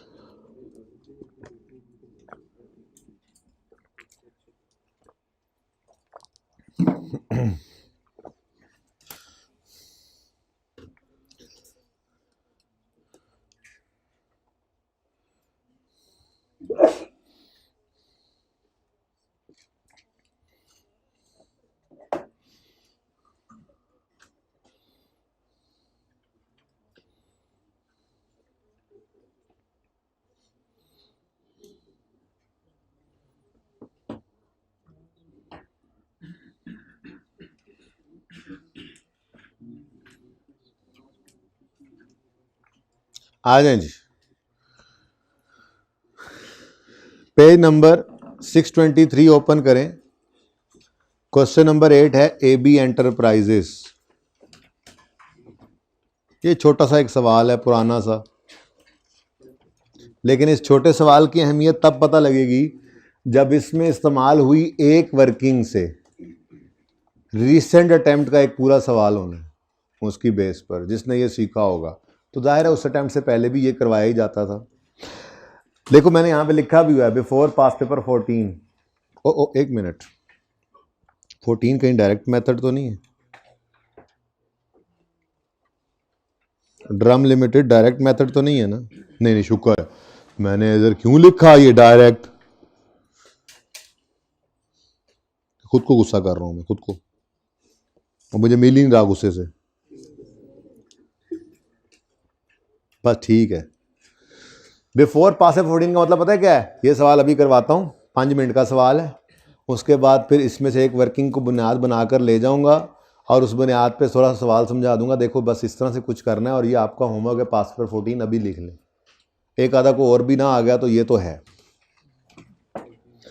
अब थोड़ा सा यहाँ पर तब्दीलियाँ आने लगी हैं जी। ये क्वेश्चन नंबर कौन सा है? 8। अच्छा देखो ना, आप कैश फ्लो का, अब देखो इससे ज़्यादा कॉन्फिडेंस क्या दूं आपको कि मैं घर से जिस सवाल का फॉर्मेट बना के लाया था वो सवाल नहीं करवाया, सवाल बदल गया, मैंने सिर्फ नाम बदल दिया, AB एंटरप्राइजेस। ठीक है जी, बस बाकी तो सारा फॉर्मेट यही है, ईयर एंड हम बदल लेते हैं जी, बिल्कुल ठीक है ना। अब इधर देखो, बाकी सारा फॉर्मेट वही है, PBT, adjustment for non cash, adjustment for working capital. लेकिन इस सवाल में ना एक मसला था, वो मसला ये था कि डाटा बहुत कम है। तो इस सवाल से आपको ये भी सिखाना मकसूद है कि बच्चों जो समझ आए वो कर दो, जितना डाटा गिवन है उससे जो हो सकता है वो कर दो, जो नहीं पता वो नहीं पता। अभी देखते हैं, ठीक है, चेक करो। रिक्वायरमेंट है prepare cash flow for the year ended 30 जून 13। ठीक है जी, नाम है AB enterprises, statement of cash flow जरा शॉर्ट मैंने लिखा, आपने ऐसे कभी भी नहीं लिखना, आपको पता है, नाम लिखना है, फिर पूरा स्टेटमेंट ऑफ कैश फ्लो लिखना है, फिर अगली लाइन में फॉर द ईयर लिखना है। ठीक है ना, इसके नंबर होते हैं बेटा, 48 नंबर फेल हो जाता है बंदा, वरना लिख के आना जी 30 जून 2013। ठीक है, अब आगे मैंने वही फॉर्मेट पूरा बना दिया। जाहिर है पर्चे के अंदर आप 2 सफ़ों पे बनाकर बाद में ख्याल आ सकता है यार एक पे ही बन जाता, ये इतना छोटा सवाल होगा। ठीक है ना। अच्छा, अब पढ़ना शुरू करते हैं, डाटा कैसा गिवन है। Summary of revenue and expenses, ना कोई इनकम स्टेटमेंट है ना बैलेंस शीट है, समरी दे दी रेवेन्यू एक्सपेंसेस की। चलो देखते हैं आगे। Summary of revenue and expenses of ABR as follows. Sales हैं, कॉस्ट ऑफ सेल्स हैं, GP है, selling general and admin expense हैं, PBT है, टैक्स है और पैट है। नेट इनकम टैक्स के बाद वाली हो तो पैट ही हुआ ना, ये क्या है हमारा PBT और ये क्या है हमारा पैट। ठीक है ना, लिखा भी हुआ बीच में टैक्स है। ओके, अच्छा, अब इतनी बात तो आपको बताया हुआ है, डायरेक्ट मेथड में जाके इनको भी पकड़ा करेंगे, लेकिन ये जिस मेथड को हम चला रहे हैं ना अभी तक, इसके अंदर ये इतनी चीज़ें जो है ना इनको हम छेड़ा ही नहीं करते। ये वर्किंग कैपिटल आइटम वाली चेंजेस में ना खुद ब खुद इनके साथ जो होना होता है वो हो जाता है। ये क्या चीज़ें हैं, sale, cost of sale, selling और एडमिन, उसने इकट्ठे ही कर दिए थे। ठीक है ना। उसके बाद इंटरेस्ट इसमें आ नहीं रहा सवाल में, अगर होता तो वो भी इसके बाद ही रखना होता है हमने, ऑपरेशंस का पार्ट, यानी कि हम profit before interest and tax यूं कह सकते हैं कि वो हमारा ऑपरेटिंग प्रॉफिट होता है, ऑपरेशंस का profit before interest, before tax, before other income, before other expense. बढ़ती जा रही है बात, छोड़ो। ठीक है, जितनी बात ही समझ आ गई वैसे ही। अच्छा, अब ये डाटा गिवन है, आगे बढ़ते हैं। ओह, क्या कह रहा है, net changes in working capital. ये चेंजेस ही निकाल दी आज उसने। भाई बातें करने वालों, अगला सवाल जब होमवर्क में जाएगा ना तो फिर तुम लोग इसी तरह से बातें करना। ठीक है, कुछ शर्म कर लो, कुछ हया कर लो, नहीं आती है तो फिर चलो छोड़ो, कुछ और बात निकलने की। अच्छा जी, तो net changes in working capital items दे दिए उसने फॉर द ईयर।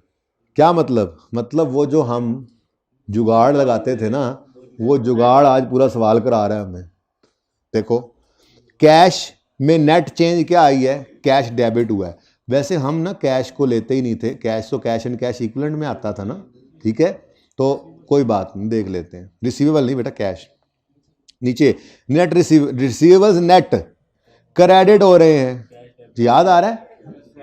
तो जो कैश डेबिट, क्योंकि ट्रेड रिसीवेबल्स क्रेडिट, दूसरा इंपैक्ट कैश डेबिट।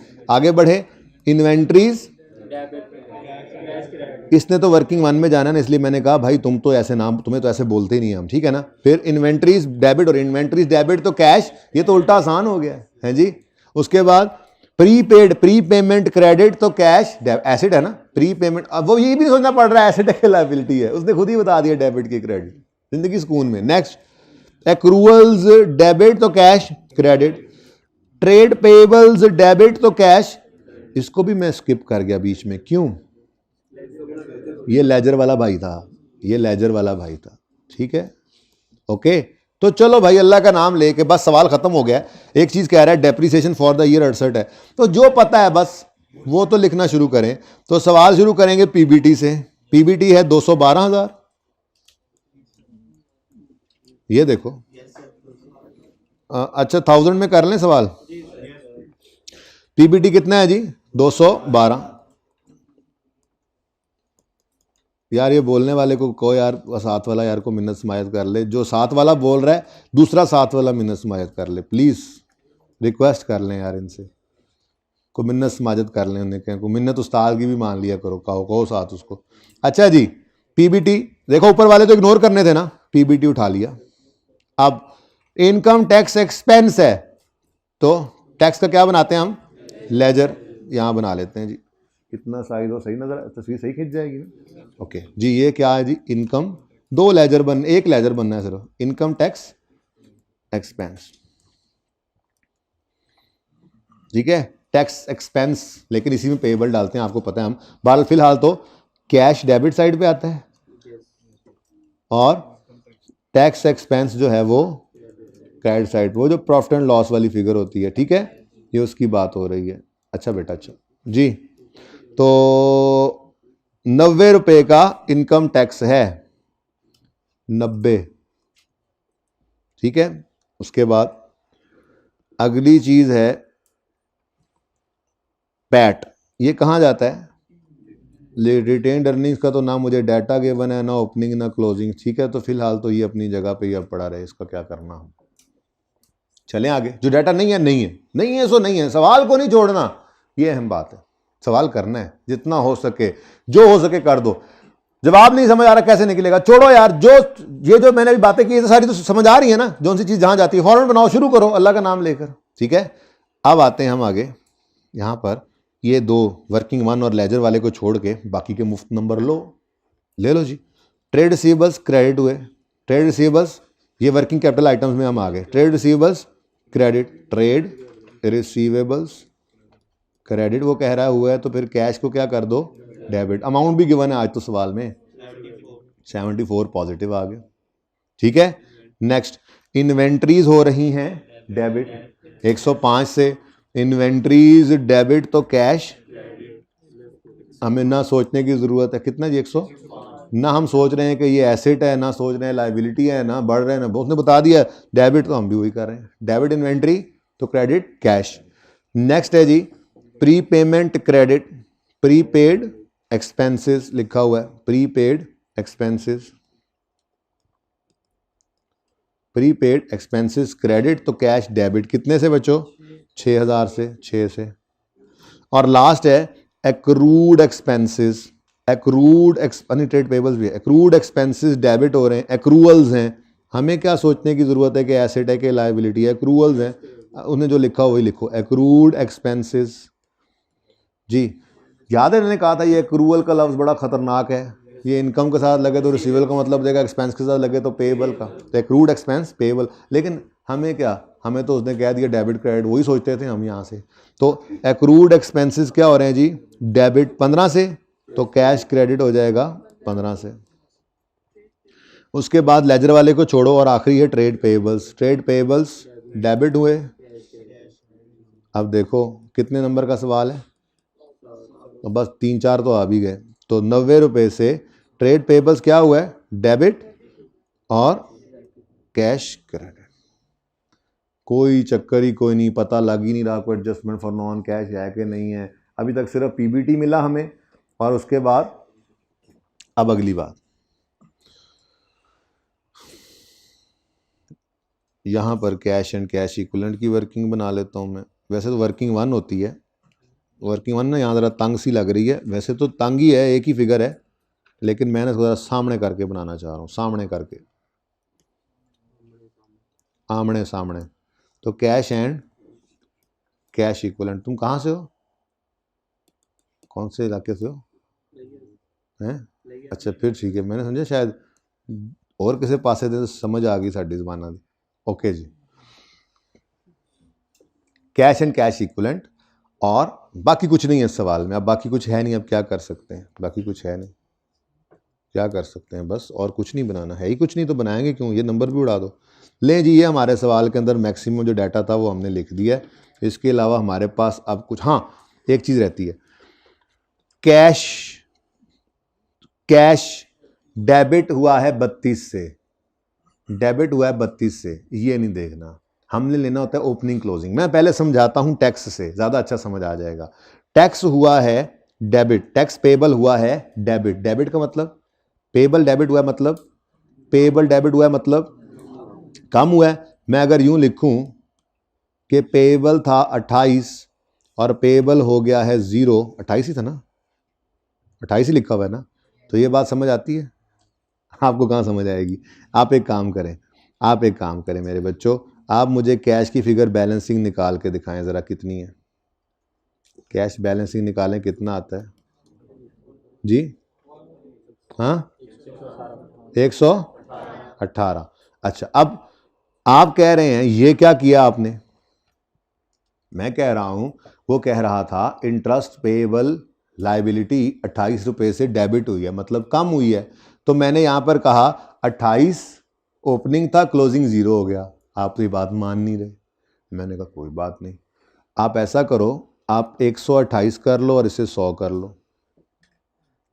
क्या कोई आंसर पे फर्क पड़ा? कैलकुलेटर मत उठाओ, कोई फर्क नहीं पड़ा, 118 ही है, ये तो सेम है। यहां पे क्या हुआ, 128 किया तो यहां इन दोनों के फर्क को 28 रहना चाहिए और ये फर्क कम हो, ये उसने कहा था। आप कहते हो नहीं जी हम तो 1028 लिखेंगे। मैंने कहा लिखो 1028, लेकिन यहां पे फिर 1000 कर दो। 10,000 करना है, 10,028 करना है जी हमने, तो यहां पे फिर 10,000 कर दो, बस जो लाख कर दो, करोड़ कर दो। मकसद कहने का क्या है कि आपने 28 की कमी दिखानी है ट्रेड पेएबल्स के अंदर। जो हम बैलेंस शीट के अंदर देखो ना, आपको सवाल के अंदर क्या गिवन होती थी? बैलेंस शीट गिवन होती थी। बैलेंस शीट के अंदर अगर ये कौन सा साल है, कौन सा साल है, 30 जून 13 है, तो यूं लिखा होता, यूं लिखा होगा 13 और 12, ठीक है। वहां पे लायबिलिटीज में, करंट लायबिलिटीज में ये क्या नाम है इसका लिखा हुआ है इन्होंने, क्या लिखा हुआ है इन्होंने यहां पर, इनकम टैक्स पेएबल। ये लफ्ज आप सवाल में से उठाएंगे जब आप जहां से उठाना होता है, यहां पे लिखा हुआ है इनकम टैक्स पेएबल, यहीं से आप उठाते हैं ना ये। अब उसने गलती से इसको भी डेबिट क्रेडिट वाले में डाल दिया, लेकिन यहीं से आप उठाते हैं, ओपनिंग क्लोजिंग यहीं से तो लेते हैं, ठीक है।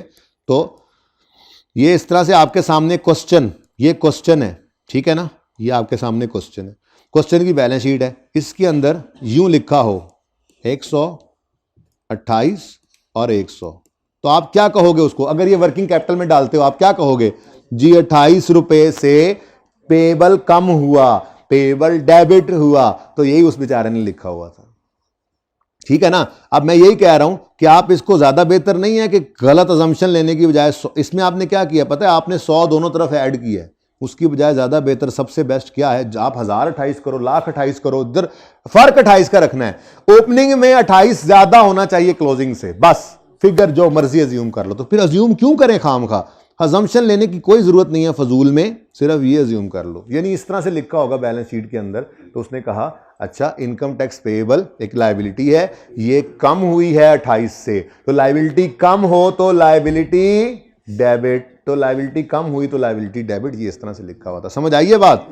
तो इसके अलावा और कोई हल नहीं था। ओह इधर किधर पहुंचे हुए भाई तुम। तो ये मैंने कह रहा था कि 28 से 0 पर लाओ। अगर ऐसे ही उसने सवाल में लिखा होता कि जी टैक्स पेएबल क्रेडिट लिखा होता, यही चीज लिखी होती इस तरह से, tax payable credit by 50, credit by 50, credit का मतलब बढ़ा 50 से, तो हमने कहा जी ओपनिंग 0 था, हम कहते हैं और क्लोजिंग 50 हो गया, सिंपल। आपको नहीं जी हमने तो यहां पे 100 लेना है, तो 100 कर लो, अज्यूम करो कि ये 100 है, 100 जमा 0, 0 में क्या कर दो 100 जमा कर दो, तो यहां पे फिर 150 के अंदर 100 जमा कर दो, तो भी क्या हो जाएगा, ऊपर 100 हो जाएगा, नीचे 150 हो जाएगा।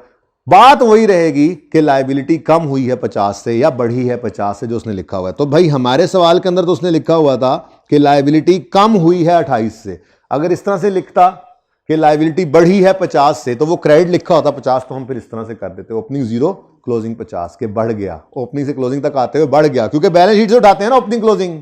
अब बोलो तो नेट चेंजेस, बेटा मैं तो ये बात ही नहीं कर रहा हूं, मैं ये कह रहा हूं कि जो हम नेट वर्किंग कैपिटल चेंजेस लेते थे, वर्किंग कैपिटल चेंजेस के अंदर हम इसी तरह से नहीं लेते थे फिगर्स, करंट एसेट्स। अभी आपने डेटर्स के बारे में तो ये बात नहीं की, मैं अभी ये बताने लगा हूं डेटर्स में उसे 74 से डेटर्स क्या हुए हैं, डेबिट, ये लिखो नहीं क्रेडिट, 74 से डेटर्स क्या हुए हैं, क्रेडिट। अब यहां पे करंट एसेट्स में जब आप सवाल बना रहे हो, अगर ऐसा सवाल, आज तक ऐसा सवाल देखते आए ना, डेटर्स लिखे हुए हैं, 74 से क्या कम करने हैं, बोलो, तो ये ऐसे है। आपको जी हम तो 100 लिखेंगे, ये 174 है। यानी आपने जो फिगर उठानी होती तो आप ऐसे उठाते थे जी, ओपनिंग से क्लोजिंग तक आते आते 74 से एसेट कम हो गया, एसेट कम हो तो क्रेडिट, यही बात उसने यहां पर लिखी हुई है, एसेट क्रेडिट 74 से, ठीक है ना। तो ये सवाल में से उसने डाटा उठाया है, लेकिन हम कह रहे हैं कि हम इस वाले को तो इधर लेके नहीं जाते थे भाई जिधर तुम ले गए हो। अब तुमने मुसीबत ये डाली कि तुमने सिर्फ फर्क लिख दिया है, ना ओपनिंग बताया ना क्लोजिंग बताया। कोई बात नहीं, फर्क तो बता दिया ना, फिर रुख भी बता दिया है, तो लेजर ही तो बनता है। इसलिए तो कह रहा हूं कि मैं इसको इधर नहीं लेकर गया, मैं इसको लेजर बनाने में ले आया। अब मसला तो यही है ना कि मुझे ओपनिंग क्लोजिंग दोनों का नहीं पता, लेकिन मुझे यह पता है कि ओपनिंग से क्लोजिंग तक आते हुए फर्क क्या आया और उसका रुख क्या है, ठीक है। अब आप इस फिगर को जो मर्जी लिख लो यार, यहां पे 1,28 रुपए लिख लो, यहां पे 1 करोड़ लिखना, बस आपका लेजर बिल्कुल सही बनेगा, क्योंकि 28 का फर्क है बस ओपनिंग क्लोजिंग में जहां से आप उठाया करते थे, ठीक है ना, और सही है। तो इस तरह से ये सवाल हमारा। चलो कैश को भी कर लो, कैश अकेला कैश है जी, वर्किंग वन में कैश। अब कैश को भी ऐसे ही बताना है, कैश को भी ये सवाल ऐसे ही ना, बच्चों को ड्रम वाला सवाल आने से पहले ये ऐसे ही करवा के भेजा जाता, समझ जाते थे।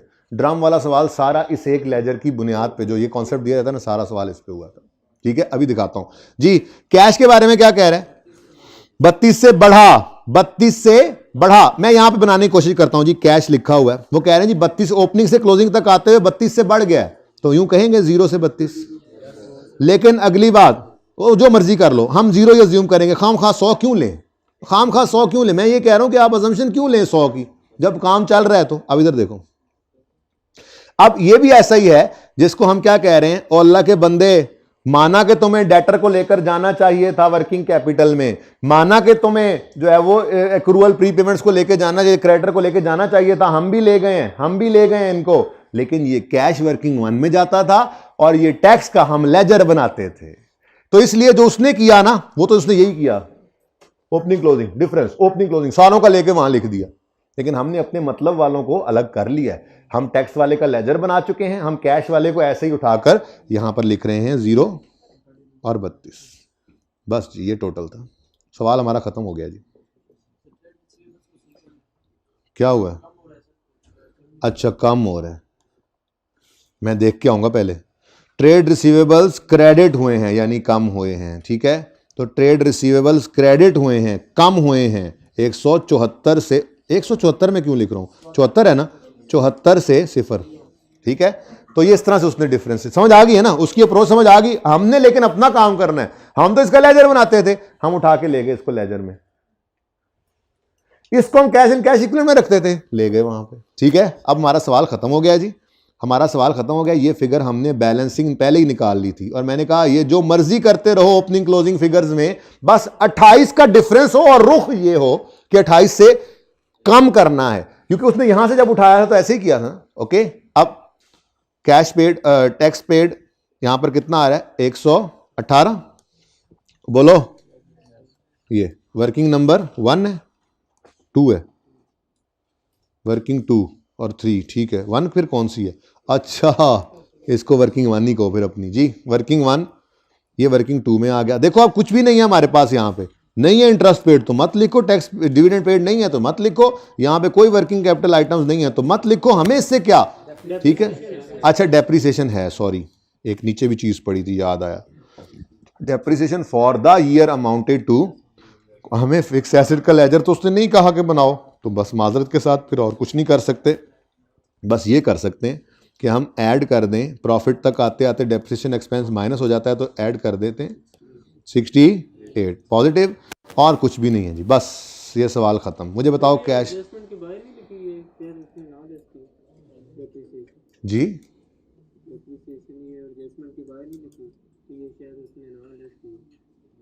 Depreciation for the year is 68, कहीं पे लिखा हुआ है, शायद उसने ना की हो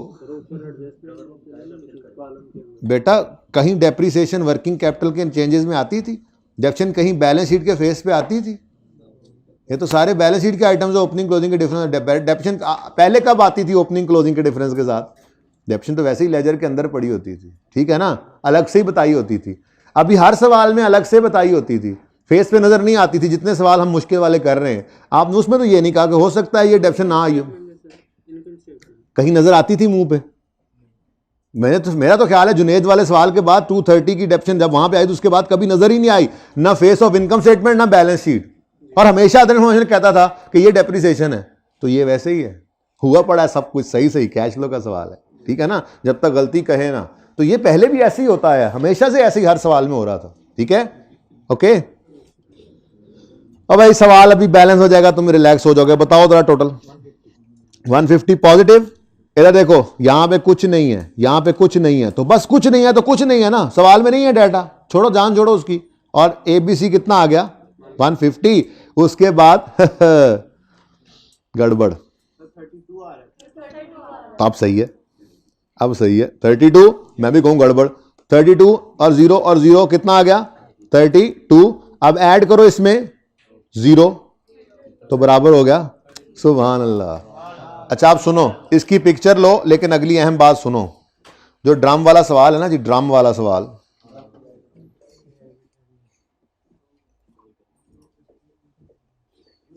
कल मैं पता नहीं इतना आसान है, मैं कराऊं ही ना कराऊं। अगर ये वाली बात, ये ऐसे ही है फजूल, मैंने बताया कि पर्चे में उसने कैसे किया, यही हमारे ड्रम वाले सवाल के अंदर अकाउंटेंट ने किया है। हर बैलेंस शीट आइटम के ओपनिंग क्लोजिंग का डिफरेंस लेके वहां पे लिख दिया है और कुछ भी नहीं दिया, और हमने ऐसे ही हर लेजर बनाना है जैसे टैक्स पेबल वाला लेजर बना।